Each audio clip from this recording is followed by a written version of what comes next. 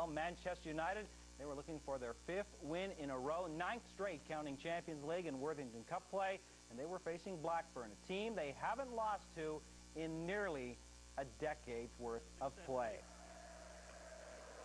United have not lost to Blackburn in 8 years. While this man, Diego Forlán, scored 4 goals in his last 6 matches. In the box, the reserves, Keane, Beckham, and Blanc. First good chance is this one by Ruud van Nistelrooy, but getting in the way of it was Martin Taylor. 31st minute, O'Shea on the left flank, who will take the pass from Ryan Giggs, gets around the defender. The set-up to Forlán, mishit, and Van Nistelrooy will do the same. Scoops the ball over the top. And that'll be Martin Taylor once again getting in the way. This time he takes the goal away from Solskjaer. And when you continually miss at one end, somehow you find yourself down, and that's what happened in the 40th minute. See what Blackburn can do. Dove. There's a free header. 1-0 to Blackburn. Former Manchester City player and current Rovers captain Gary Flitcroft getting the goal, and it was 1-0 for the Rovers at halftime. Things not going Man United's way in the second half. Roy Keane makes his return to the Premiership following a hip injury and, of course, that 5-match ban. United still creating chances, but their finish lacking, and once again Van Nistelrooy denied of a goal by his own doing. And definitely there is some cause for concern from the manager about the win streak. But give Brad Friedel some credit here for taking Ruud wide on the play. And then even with Beckham and Blanc subbed in later, United still could not find a way to equalize.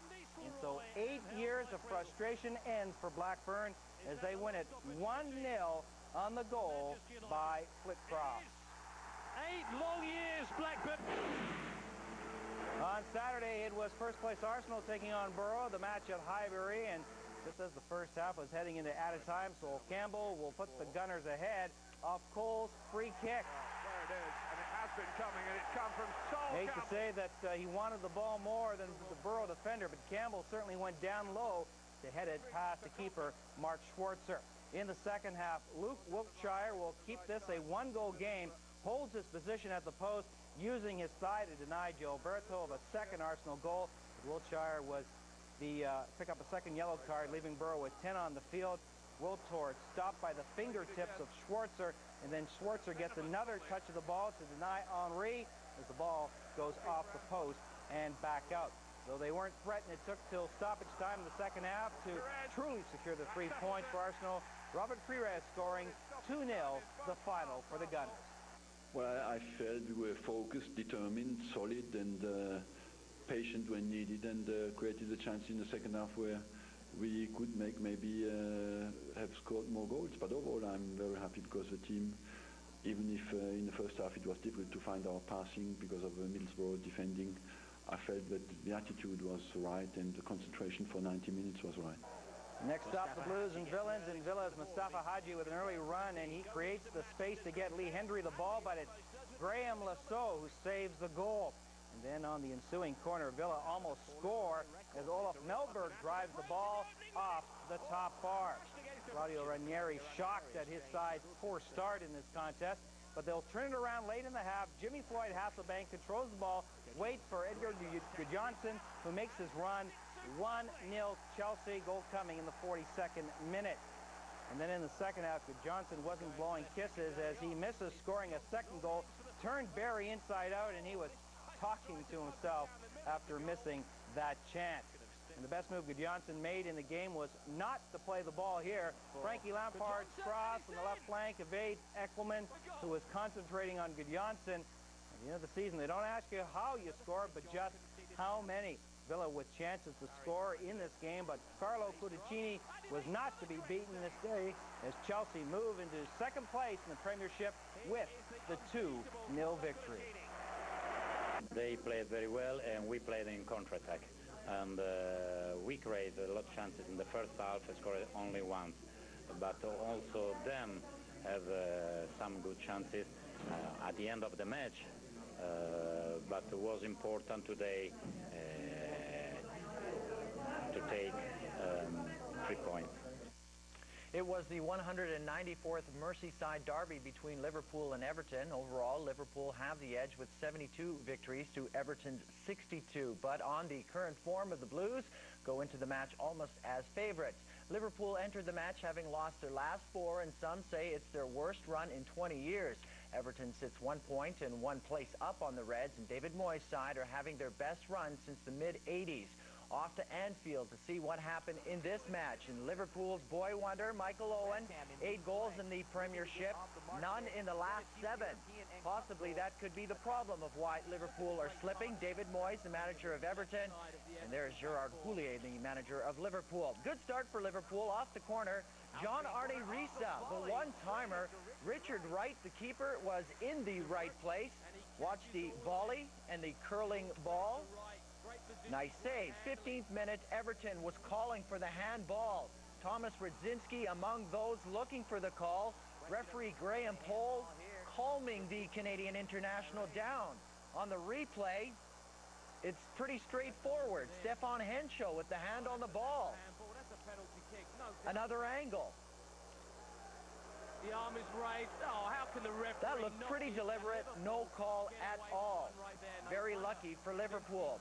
Liverpool then with the free kick. Danny Murphy the service. Michael Owen with the header that goes wide. Owen, he's not the tallest of players, but he had a pretty good vertical there. He's a little bit off with the aim on the header. Just before the break, Lee Carsley with plenty of space. His attempt is swatted away by keeper Chris Kirkland. No score at this point. One more chance before the break, and it's for Liverpool. Riise on the run, and Richard Wright with the diving save. It was 0 at the half. Second half we go, and substitute Wayne Rooney, the 17-year-old, runs into keeper Kirkland.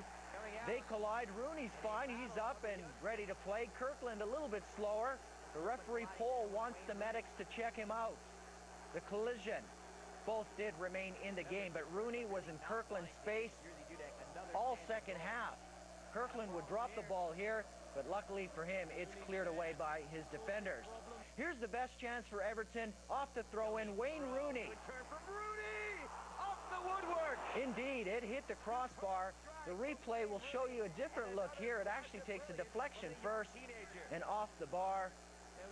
Another look. Oh, the youngster, he gets all of this. He's got 3 goals in the Premiership, and David Moyes can't believe that could have been his 4th. Bottom of your screen now, Steven Gerrard steps on Gary Naismith, and it looked relatively harmless, but something else happened because all of the Everton players were pretty upset with Gerrard. Alan Stubbs would step in and have his word, then Kevin Campbell, and then a scrum ensued. Campbell, it's all getting a bit feisty here. Handbags are going at the Merseyside derby. Gerrard's getting stuck in, and it's really boiling up here. Indeed, handbags. Watch Gerrard. Need I say more? And through all of this, no red card for Gerrard, no score either. It ended in a 0 draw. Newcastle versus Fulham. Fulham keeper Edwin van der Sar gets into trouble. He gives it away. Norberto Solano intercepts, chips it over van der Sar, and it's 1-0 Newcastle. Later, Alan Shearer with the penalty kick. Strikes it wide to the right. That is a rare occurrence. This is usually money in the bank for Alan Shearer, 10 goals in the Premiership. But Newcastle still found their insurance goal. Craig Bellamy down the left side. Newcastle win 2-1 versus Fulham. Leeds versus Sunderland off the corner. The ball hits the post. Then Harry Kewell for Leeds would score, beating Antti Niemi, and it's 1-0 after 74. Go to the 89th minute now. Free kick. Fabrice Fernandez would curl this one into traffic. It goes untouched. Leeds blow 2 points as they draw with Sunderland, a final of 1-1 as Sunderland score in the last minute. I tell you one thing about streak, earning 7 points to distance themselves from the relegation zone. Let's go to the highlights. In case you're wondering, these Santas are Manchester City fans. The coaches may not be fans of each other. Glenn Hoddle replaced by Kevin Keegan as England manager during Euro 2000. Second minute, and Manchester City should have taken the lead. Berkovic catching Casey Keller coming well off his line, but Berkovic's aim was just a little to the left. And then on 6 minutes, Keller will reach out with the left hand, takes the goal away from Nicholas Anelka. Steve Carr would save the next shot. Finally, a breakthrough in the 29th minute. Kevin Horlock's free kick finds Steve Howie, and he headed it on past Keller.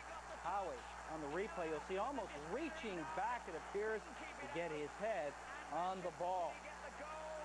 However, the wake-up call for the Spurs comes less than 10 minutes later off the corner. Chris Perry moves in, and it's off his head and in, and it is 1-1. Cottle very happy. Just before added time, Peter Schmeichel forced to make a big-time stop and a big-time shot from Christian Ziga. And then early in the second half, Robbie Keane with the ball moves it into the box, and his cross catches Schmeichel flat-footed. Simon Davis with the goal, 2-1, Spurs in front. And then Schmeichel had visions of sugar plums or something dancing in his head as he almost concedes one of the most embarrassing goals of the Premiership season. You are a lucky man, sir. He missed in the second minute, and Berkovic would miss again in the 78th, hitting the outside of the post. He can't buy a goal. 2-1 still for the Spurs. Right after that, Spurs get the insurance goal. Gus Poyet, his head on the corner from Ziga. 3-1, Spurs leading. But give Manchester City credit. This team battled right to the end. Ali Benarbi would add a second goal, this one coming in added time. Obviously not enough time for them to get the equalizer, as the Spurs will hang on to the victory. 3-2, the final score. Liverpool midfielder Steven Gerrard faces a